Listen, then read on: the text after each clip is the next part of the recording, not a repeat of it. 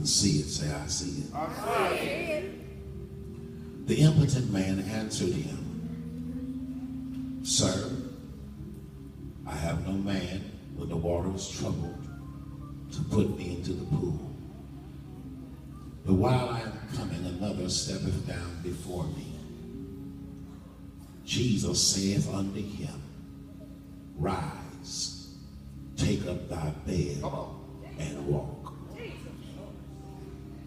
Jesus saith unto him, Rise, take up thy bed and walk.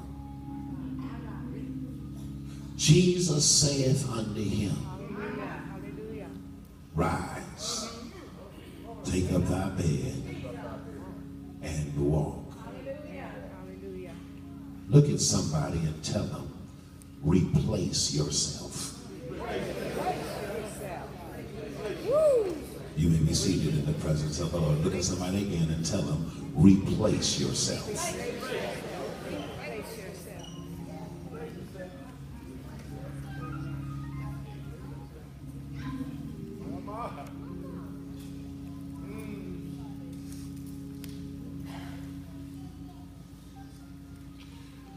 They were all in a place. 5 porches. They were all in a place. It was called Bethesda. They were all in a place. 5 porticos that jutted out from the side of Solomon's temple. They were all in a place. Having been reconstructed and renovated under the leadership of Herod, now being called Herod's temple, formerly called the Temple of Zerubbabel, formerly called the Temple of Solomon. They were all in a place. The sheep gate was there. They were all in a place. Coming in and out, you had religious leaders. Coming in and out, you had businessmen. Coming in and out, you had caravan leaders. They were all in a place. Commerce was happening. You could hear the silver and the gold, the shekels and the drachmas that were coming through the side of Solomon's temple through the sheep gate. They were all in a place. You could hear the bleating of the sheep. You could hear the calls, even those that were bringing those sheep through the gates. They were all in a place. It was a place of extremes, because on one side of the temple, you had activity, mobility, commerce, travel, transition. But on the other side of the same temple, under 5 porticos, you had the impotent, you had the sick, you had the halt, you had the maimed, you had the blind, you had the lame. They were all in a place. They were at Bethesda, in that place. Bethesda was known by many as the house of mercy. Josephus tells us it was not only known as the house of mercy, but particularly for those who came in and out, it was known as the house of newness. There was a mythology that was attached to the place. There was a legend that had been spoken, that had been embraced and was now steeped in the culture. For many believe that every year, at a certain time of the year, an angel would come down and trouble the water in the midst of the porticos. The word was whoever would step in first would be healed of the sickness, whatever malady that they had, if they could just get into the pool. They were all in the place. They were in that place called Bethesda. For many, it was the house of mercy. It was where mercy could meet your malady.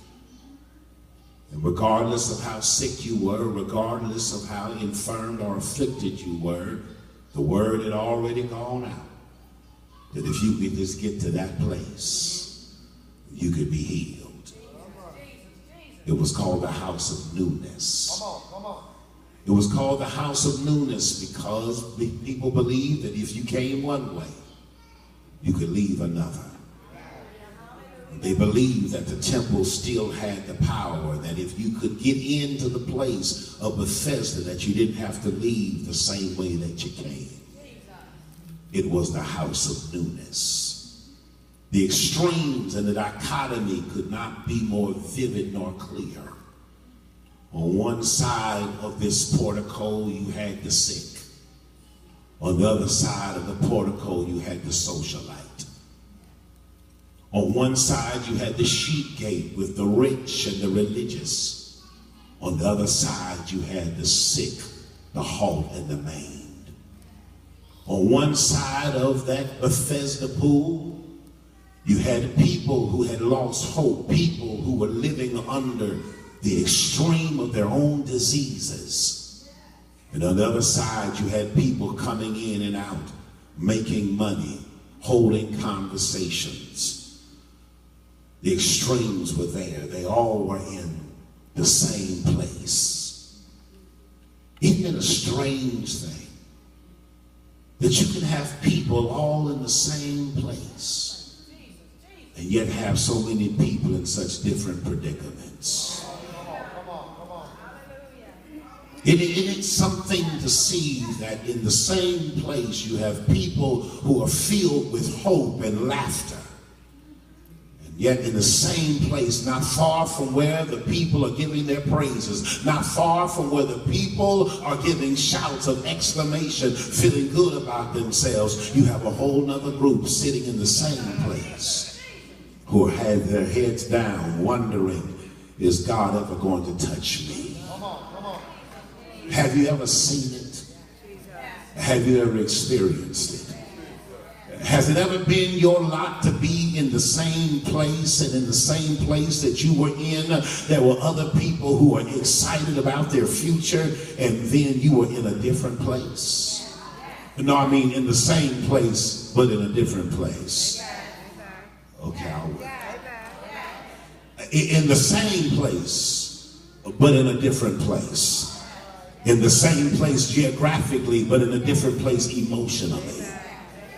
In the same place, on the same terra firma, and yet what you're feeling is something totally different from what somebody else is feeling.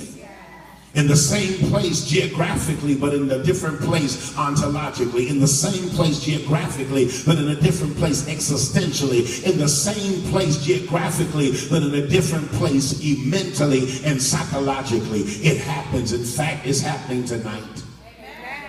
You can't tell it because I got to preach it. Just keep looking straight, because if I preach this, they'll never know it was you. They'll just think it was them. But in a place like this tonight, in a revival like this tonight, isn't it possible for us to all be in the same place, and yet we can be in such different places? Sitting on the same pew, sitting next to each other, and yet you're in a total different place.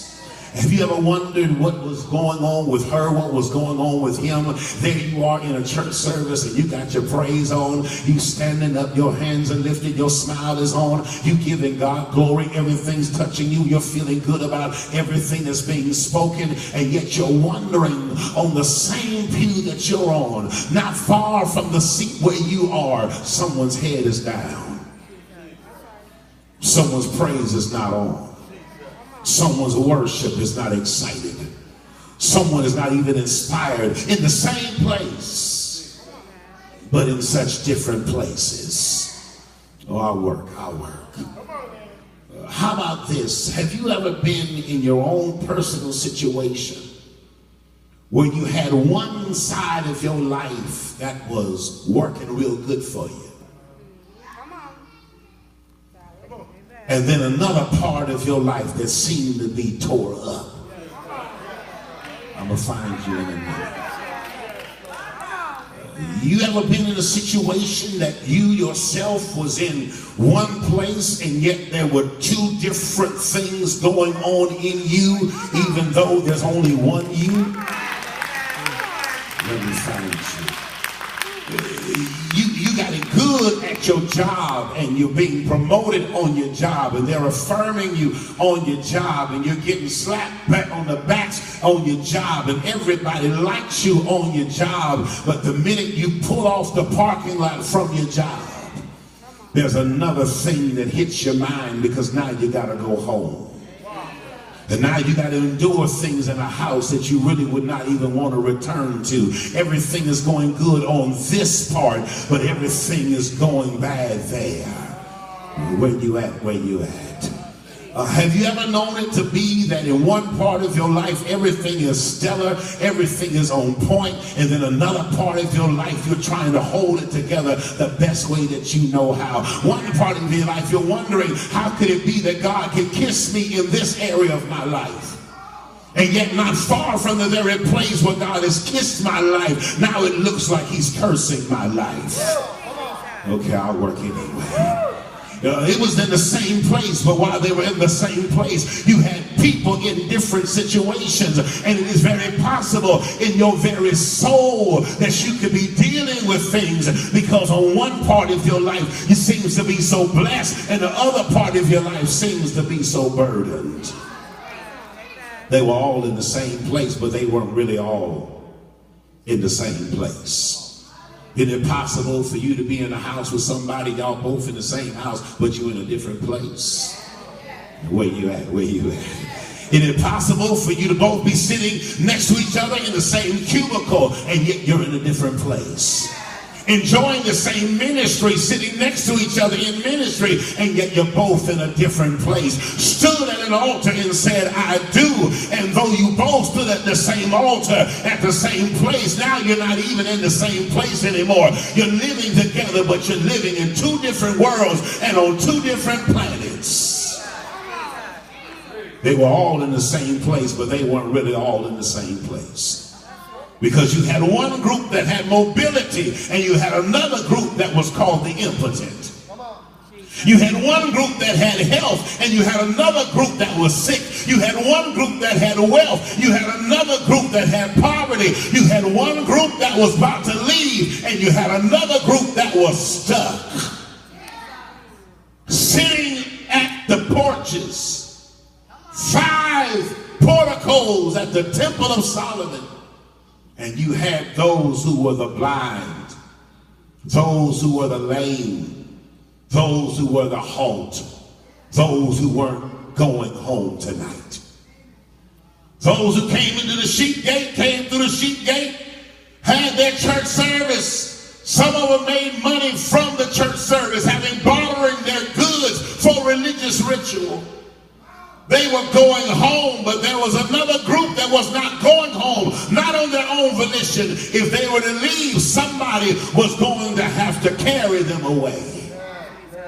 If they were to leave, somebody was going to have to lead them away, because some were blind and some were halt and some were impotent. And you have even now tonight a man that's been lame for 38 years. He's not going anywhere. He's stuck in the same place. Jesus comes on the scene. Okay, that was a place you could have got a shout out. I'll work a little bit more.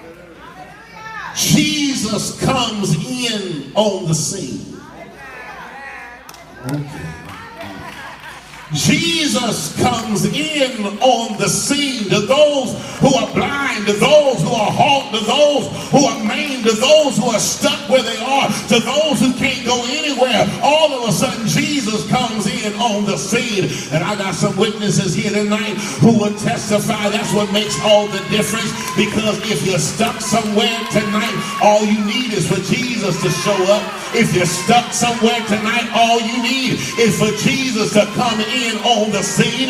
You may not know how this text is going to end, but you can shout already, because if Jesus comes in on the scene, nothing is about to stay the same. Something's about to shift. Something's about to turn. Somebody's about to get better. Somebody's about to get healed. You may not know the whole story right now, but you can shout right now before you see the end of this, because Jesus showed up.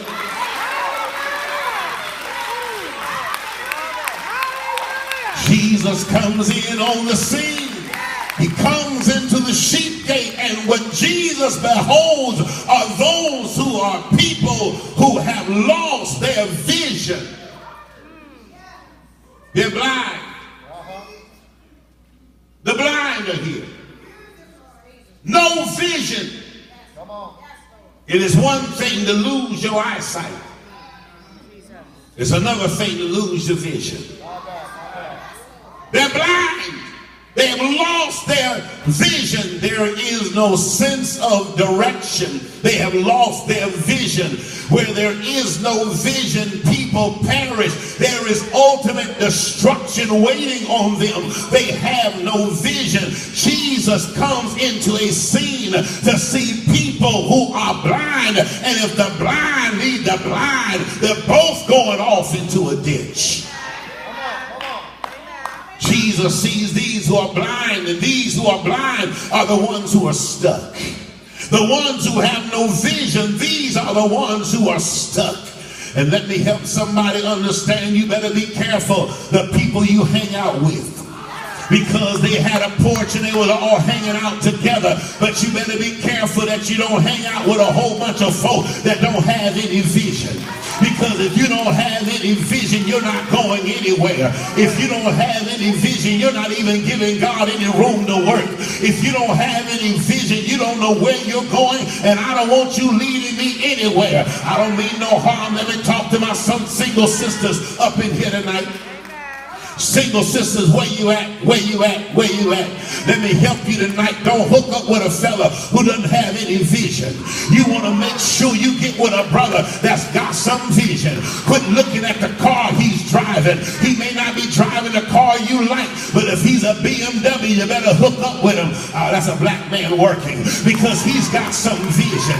You want to make sure you with a man. He may not have the business right now, but every time he gets around you, he's talking about his own business. He's talking about doing something greater. He's talking about being creative. He's talking about stirring something up. He's talking about getting land that he can't even have right now. He's talking about working a job he doesn't even have an education for yet. He's talking about getting another degree. He's talking about moving you in a real good house. He don't have no house right now. He's living in a duplex. But you better hook up with him if he's got some vision. Quit looking at how large his hands are. That don't mean nothing, honey. You better hook up with a man that's got some vision.